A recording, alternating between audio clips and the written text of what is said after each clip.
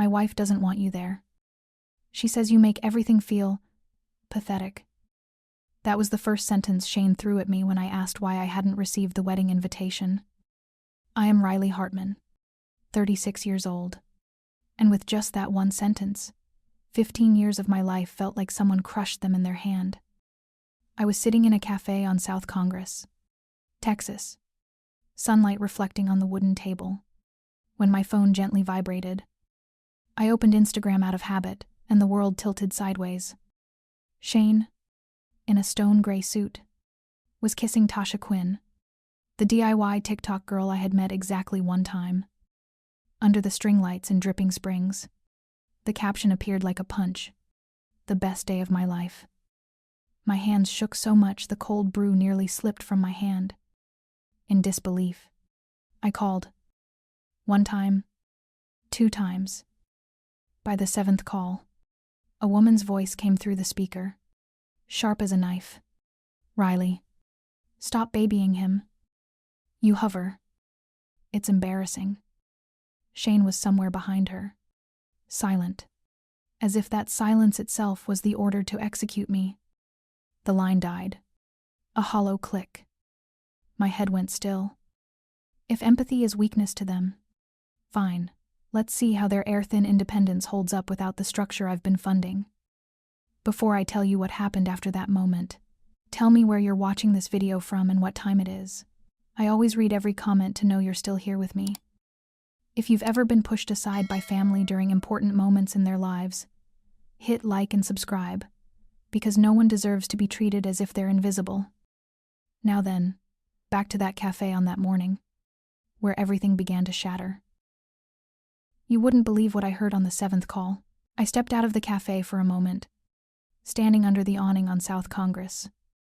Texas sunlight poured onto the pavement like a thin layer of gold.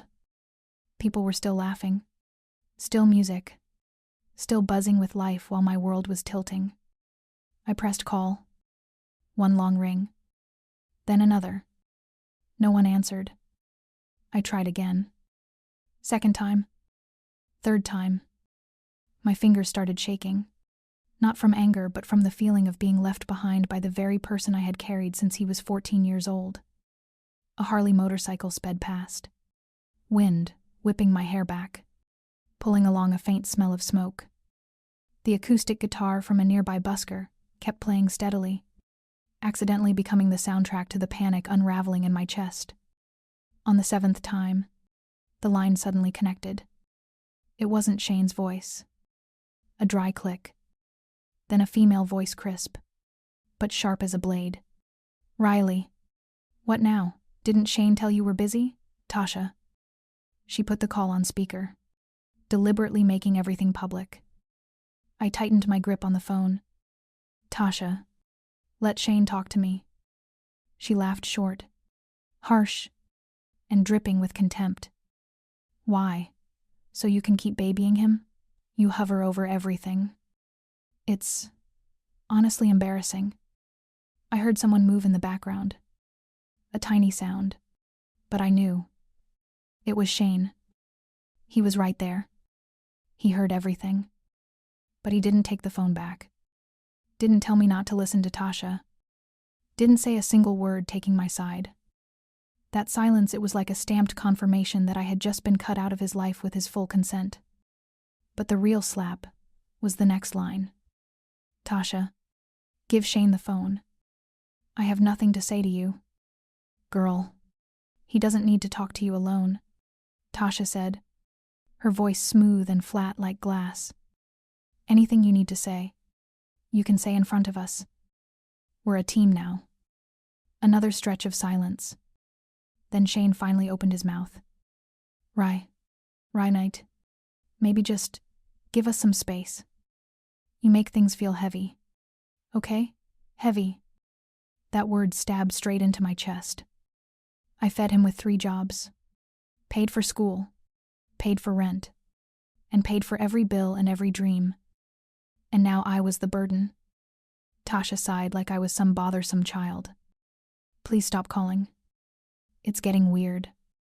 And right after the sharp beep, when the call cut off, I knew what was coming wasn't a family misunderstanding anymore. It was a declaration of war. Before you think I was babying or hovering over Shane, you need to know who I became after the day everything collapsed. I was 21 years old when my mother died. A sudden stroke. No warning. No chance to say a final word. Austin poured rain that day like the sky was breaking. And Shane, only 14 at the time, sat curled on the front steps, clutching a rain-soaked backpack, his face drained of color. No relative agreed to take us in. No one stepped up to ask if we were okay. No one appeared with open arms. I dropped out of college the very next day, packed a few clothes into an old bag, and moved into a tiny apartment in East Austin, where the ceiling fan clacked all night, but at least the rent was cheap enough for the two of us to survive. From that day on, I wasn't a sister anymore. I became the father, the mother, and the person behind every bill and every dream Shane had. In the mornings, I worked as a barista at a small shop on East 7th. The smell of dark roast coffee clung to my hair, and my cheap canvas shoes were always wet from spilled drinks. At night, I ran over to the barbecue place on Riverside. The smoke from the grills stuck to my clothes longer than the exhaustion did. There were nights I walked into the apartment at 1 a.m, my feet so numb I had to lean against the wall for a few minutes before I could take off my shoes. Shane often fell asleep on the couch, school books scattered on the table. I would gently tuck a warm towel under his head, then cook a small bowl of noodles for him to eat the next morning before school. No one saw it. But I remember every detail, every tired breath between shifts when I still had to stand firm because Shane needed me. Young Shane was timid, afraid of the dark, afraid of failure, and afraid of disappointing me. Once, after he got a bad grade in math, I found him sitting under his desk, tightly gripping a broken pencil. I knelt down, my voice cracking. "Nothing you do could make me mad at you." He looked up, eyes red. "Are you tired of me?" That question etched itself into me so deeply that even now, thinking about it makes my chest tighten. I held him and whispered, "No. I'm only scared you won't believe you deserve a better life." When Shane started talking about music, his eyes lit up in a way I hadn't seen in a long time. So I saved every paycheck, cut down food costs, and even adjusted my shifts to enroll him in the sound and production program at ACC Highland. Buy him an old laptop, scratched all over, but just enough to run mixing software. Pay for bus fare, gas money, insurance, and every night, I sat beside him, listening to him test beats until late. There were nights I was editing Shane's resume until 2 a.m, covering my mouth so he wouldn't hear me cough from the BBQ, smoke still stuck in my lungs. I believed he would succeed. I believed in his dream more than my own. But there was one night that made me realize Shane's whole world hinged on having only me to hold on to. On a cold, skin-cutting rainy afternoon, the school called me. "Shane is hurt on the court. You should come right away." I sped through the downpour, my raincoat glued to my skin like a second layer. When I arrived, I found Shane curled beneath the basketball hoop, knees scraped, arms bruised, and rain and tears mixed on his face. He had been shoved to the ground by older kids while trying to stop them from stealing his friend's backpack. I knelt down, ignoring the puddle soaking through my jeans. Shane collapsed onto my shoulder, choking out, "I was scared you'd leave me." I held him tight like I was holding a part of myself that had cracked open. In that exact moment, I swore I would never let him be alone again. And I kept that promise. 10 years. 2 jobs. Every drop of sweat. Tasha says I was babying Shane. If she had witnessed those years, would she still dare open her mouth to say that? After that call, I thought everything inside me had shattered. But it turned out that was only the first layer. The apartment door closed behind me, leaving a small click echoing in an eerily quiet room. The air conditioner hummed steadily, blowing out its cold, emotionless breeze. The pale blue standby light from the TV screen washed over the wall, tinting the whole living room in a tired shade of blue. I set my phone on the kitchen counter. The screen stayed dark. No vibration. No light, as if it, too, was exhausted from the conversation. I sat down. My hands were still shaking. Every time I closed my eyes, I could see Shane's expressions behind that thin ripple of audio during the call silent. Withdrawn. Distant. Tasha was sharp and harsh, filling the entire space between me and my brother. The silence in the apartment suddenly felt heavier than the street music earlier that evening. I stood up and turned on the kitchen light. The warm yellow glow clicked on, shining across a sink still glistening with water. That moment yanked me back through the years. The yellow light nights I reheated food for Shane after my late shifts. The sound of the air conditioner evenings I lay beside him when he had a fever. The old hoodie thrown over the chair, the jacket I once took off to cover him when rain poured down on the basketball court. Every corner of the apartment lit up like a fast-forwarded reel, reminding me that my love for my brother was never in control. It was paid for with sweat, with tears, and sometimes with a youth worn down to the bone. Tasha didn't need to know that. Shane, of all people, should have known it best. I leaned against the counter, inhaling deeply. Those words replayed in my head like a broken track. Heavy. You make things feel heavy. So all those years I carried him into the ER when he couldn't breathe. The days I skipped meals so he could afford school. The nights I sat listening to his audio tests until the sun came up. All of that was heavy? Tasha could hate me. But Shane saying those words, Shane was the real pain. I opened my laptop.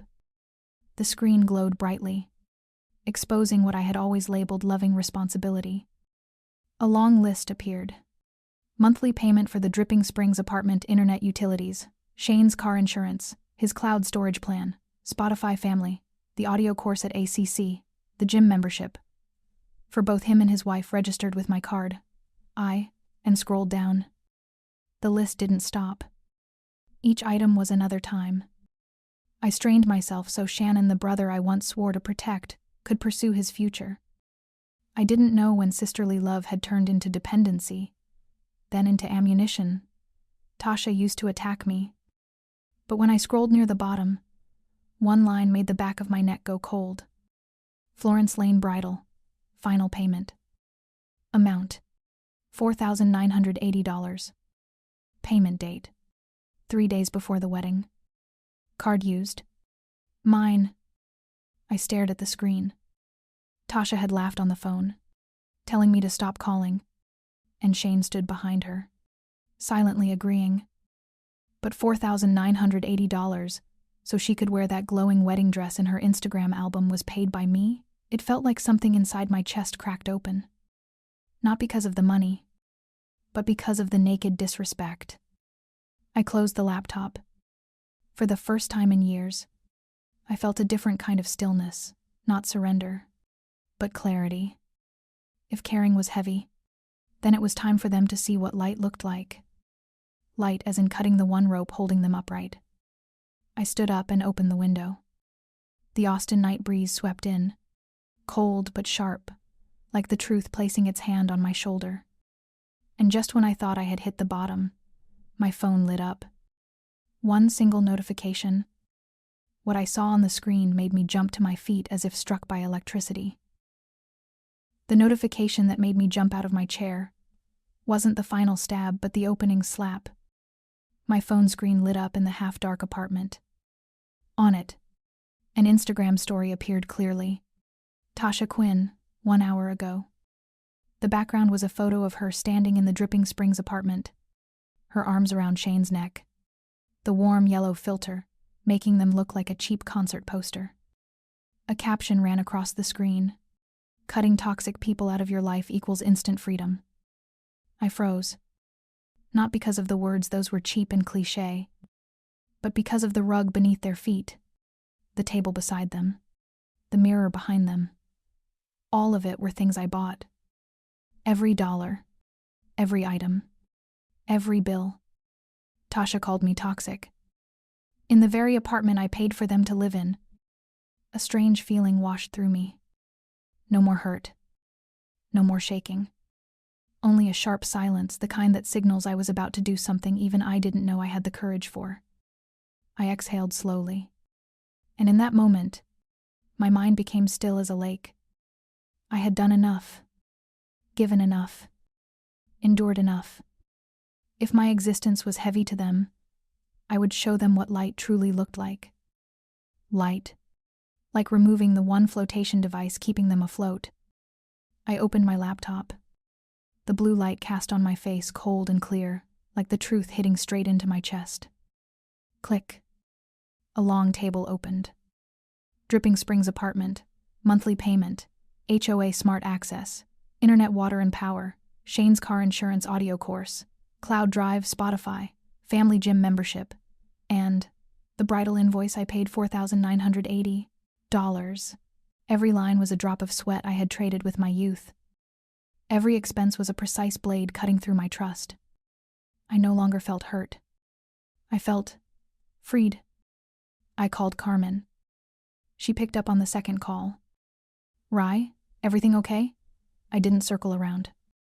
Tasha called me toxic, in the apartment I'm paying for. I need to know if I cut everything off. Every account. Every contract. Do I have the right? There were a few seconds of silence. Then Carmen's voice. Low, but steady. Rye, you called the right person. And at the right time. I heard her flipping through papers and the tap of a pen on her desk. Everything is under your name. No joint account. No co-owner. No shared lease. The credit card Shane uses is an authorized user card. You can revoke it immediately. I leaned against the counter. And the apartment? The deed is in your name. 100% yours. They have no right to stay even a single day unless you allow it. I bit my lower lip, the feeling both stinging and light. Carmen added, her tone firm but not cold. Law doesn't care about drama. Rye. It only cares about whose name is on the documents. Half the weight on my chest lifted. I opened each item. Remove access, click. Click. Click. Remove Shane from the cloud plan. Remove Tasha from Spotify family. Change the internet password. Remove their access to the apartment's smart lock. Cancel the gym membership. Delete my card information from every subscription. No dramatic music. No yelling. Just the sound of keystrokes and the air conditioner, a sound like a countdown clock. Each click was a piece of my life I was taking back. I opened the statements section. A new charge appeared. Dripping Springs HOA, key fob replacement, $120. I narrowed my eyes. They replaced the key? Without telling me. Without asking me. Without permission. I opened the folder, property documents. Inside was a file I had never opened. HOA notice owner confirmation required. I clicked it. In that moment, I understood the first strike wasn't what I had just done, but what they had tried to hide. The file opened. Right on the first line.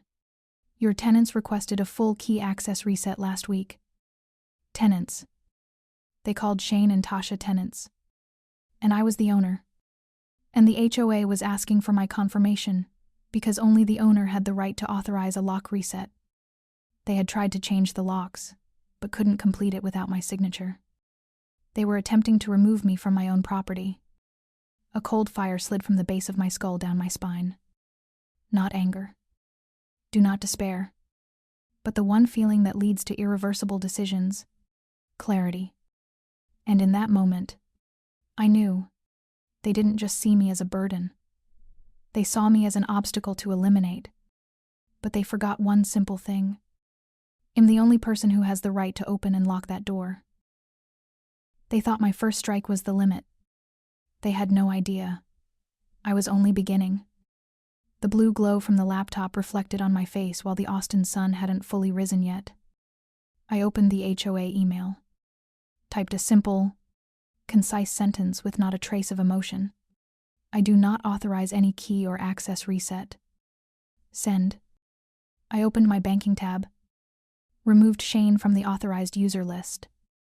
The screen asked for confirmation. I pressed confirm. I opened the internet provider app.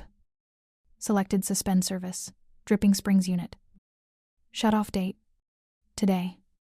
I removed every device from the smart home access. The names Shane Hart phone and Tasha Quinn iPad disappeared from the list.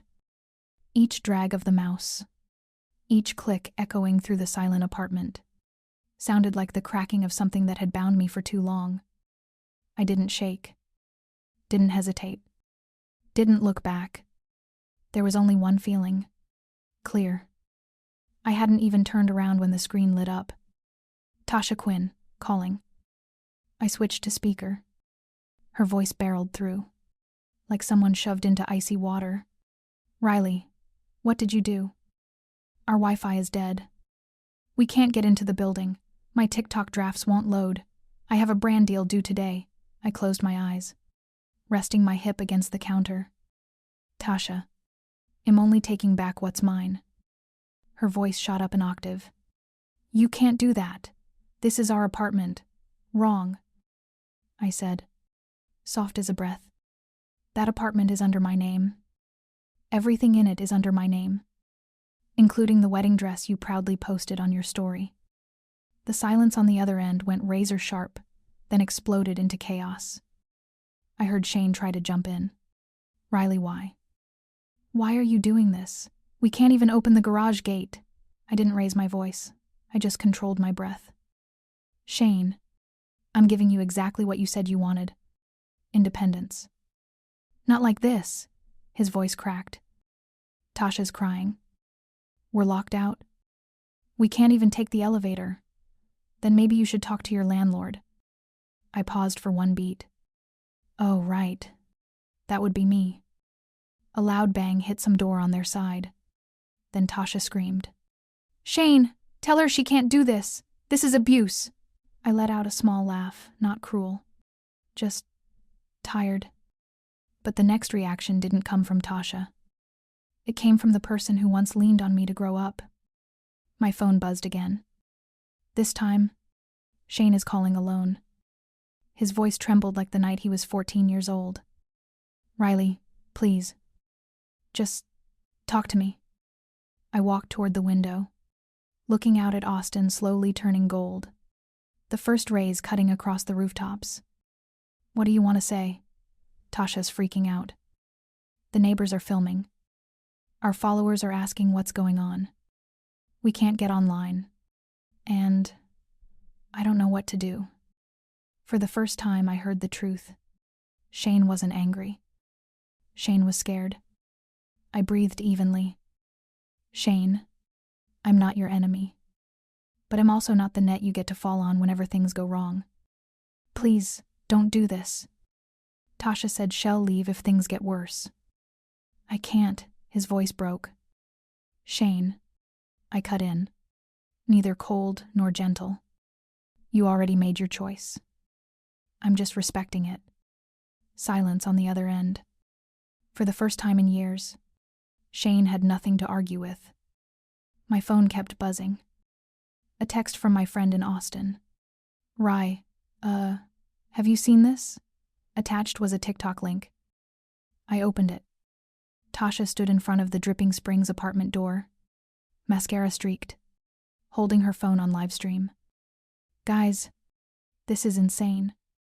Shane and I are being kicked out by a toxic family member. And the wind blew her hair back. A neighbor stared at her, squinting. Wait, isn't she that DIY girl? The camera tilted, catching Shane in the background red-faced, frazzled, gripping the stair rail. I watched without blinking. Not amused, not triumphant. Just clear.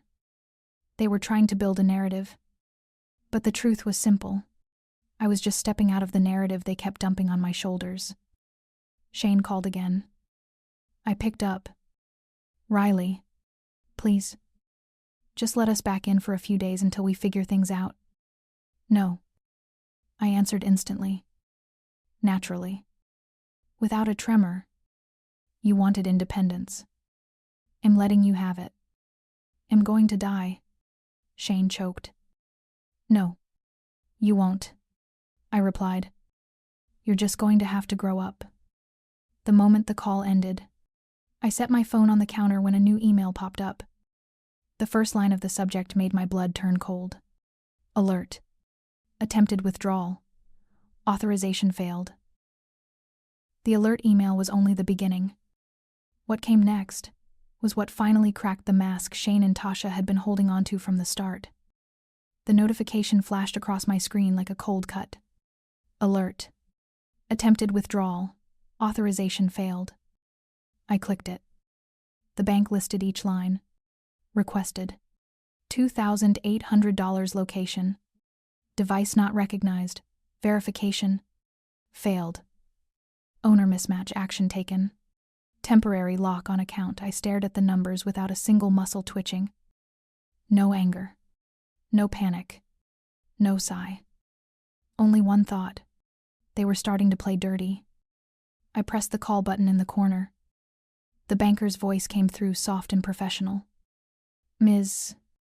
Hartman, thank you for calling.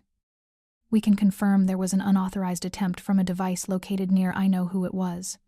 I interrupted. Lock the account and create a new security PIN. I heard her typing. I see this device tried entering your birth date for verification. I let out a quiet laugh. Shane. He always thought my passwords were as simple as they used to be. Lock everything. Create a PIN that requires ID verification. All set. Ms. Hartman. Your funds are safe. I thanked her and hung up. Seconds later, my phone buzzed nonstop. Shane calling. I answered. Riley, why is the bank calling me? Why is the account locked? They said someone tried to take out $3,000 and Shane. I said plainly. It wasn't someone. It was you. Tasha said we needed the money. The rent is due today. The internet is out. We can't even open the garage gate. This is insane. I tightened my grip on the counter. That is not your money. And it's not hers. It's money I worked for during 15 years. Then help us, Shane shouted. We're stuck. Where's Tasha? I asked. She's crying. People are filming. We're humiliated. Riley. Just turn everything back on. Please. There was a part of me that once wanted to hold my brother and tell him everything would be okay. But that part hardened the moment I heard him say, You hover. It's pathetic. I exhaled softly. No. You wanted independence. This is independence. But while Shane begged, Tasha decided to throw the final jab. More messages from my friend in Austin. Rye. She's losing it again. Look. A TikTok link. I tapped it. Tasha stood outside the Dripping Springs lobby. Mascara smudged. Holding her phone in selfie mode. Live streaming while yelling at the building security. Guys, we're literally being locked out by some toxic family member. She stole our home. She cut our power. She wants us on the street. A few bystanders watched. Whispering. Wait, isn't she the DIY girl? Didn't she brag about buying that place? Influencers are wild. Shane stood in the back. Hands on his head. Face tight like he was about to break. I watched it all. No skipping. No amusement. No sadness. Just clarity. They were writing the story they wanted. And they had just turned themselves into the villains of their own plot. Moments later, Shane called again. His voice was low, hoarse, and stripped of any pride. Rye, I'm sorry. I stayed silent. Everything's falling apart. Tasha said she can't stay if things get worse. Our neighbors are recording. People online think we're broke. I just wanted her to be proud of me. I rested my forehead against the glass. Austin sunlight drawing a bright line across my face.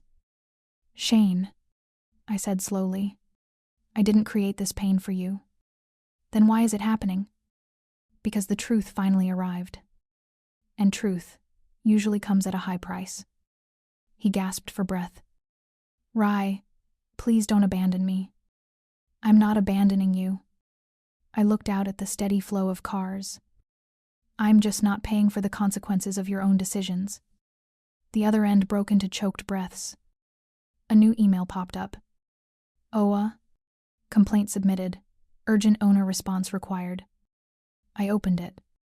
Tasha had filed a report with the HOA, claiming I abused owner power, illegally locked tenants out, and endangered her professional livelihood. I let out a small laugh, not bitter, just light. Tasha Quinn, who didn't pay a single dollar for that apartment. I was trying to say I wasn't allowed to protect my own property. My phone buzzed again. Carmen Velasquez, attorney. Riley. Her voice calm, like someone used to chaos. HOA just forwarded me the complaint. Want me to handle it?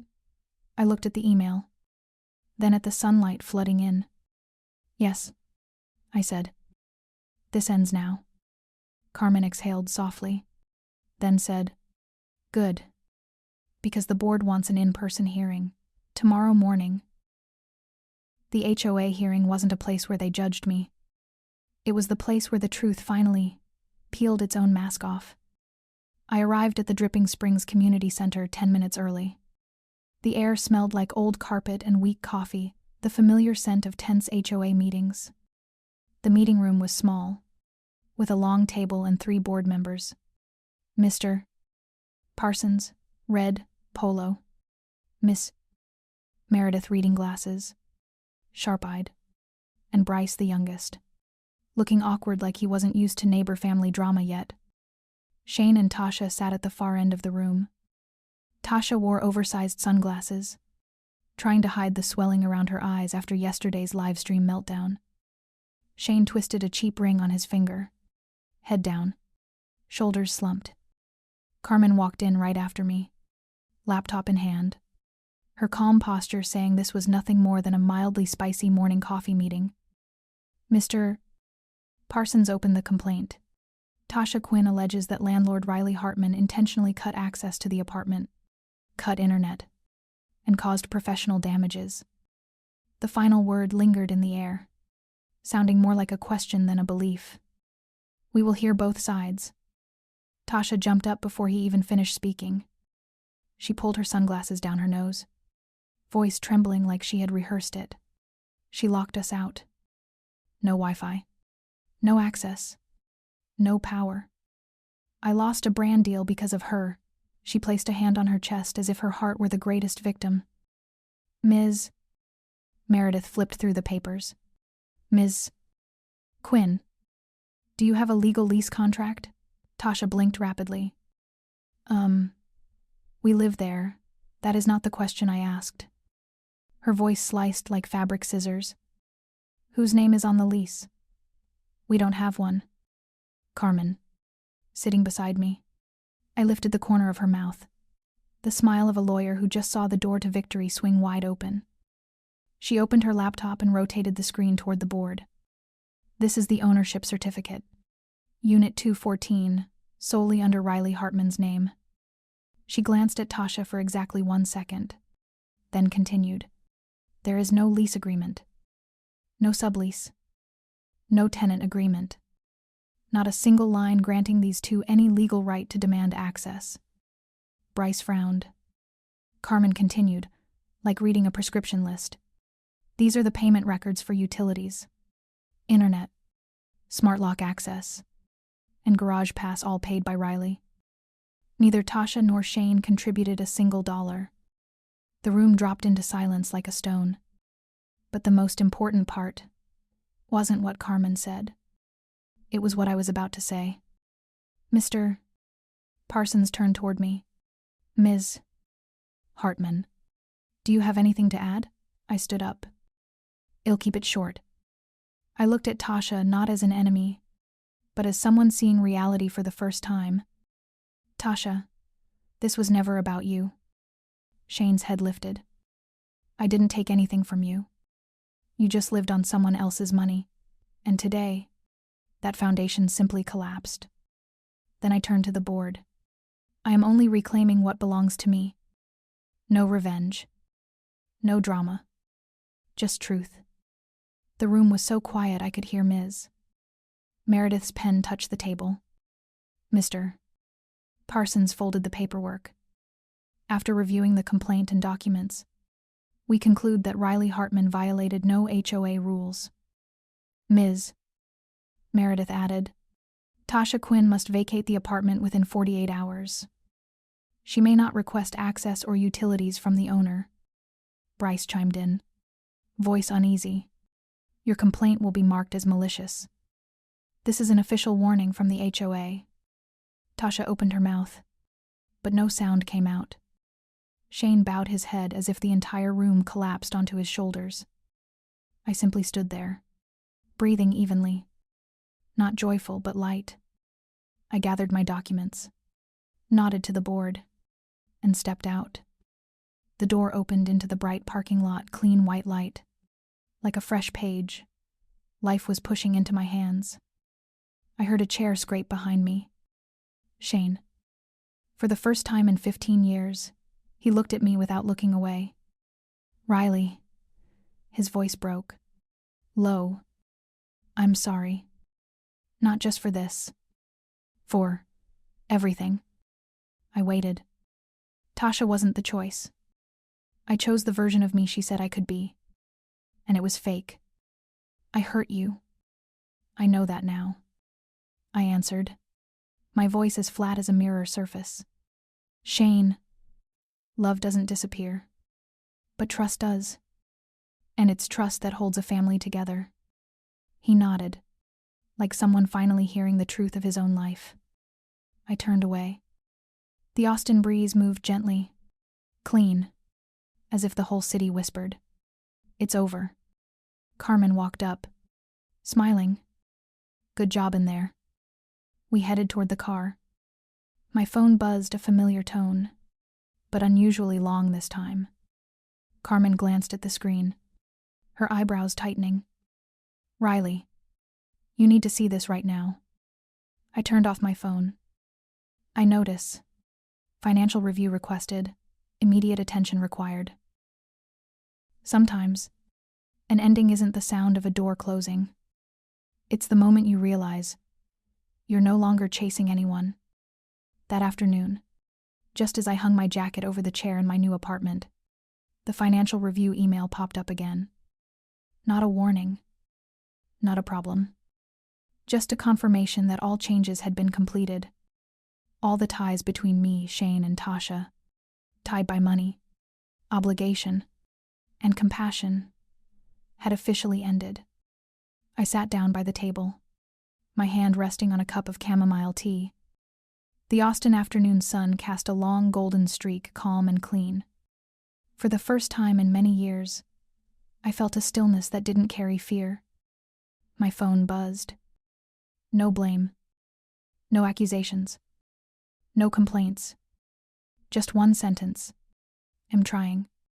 For real this time. I read it. Didn't reply.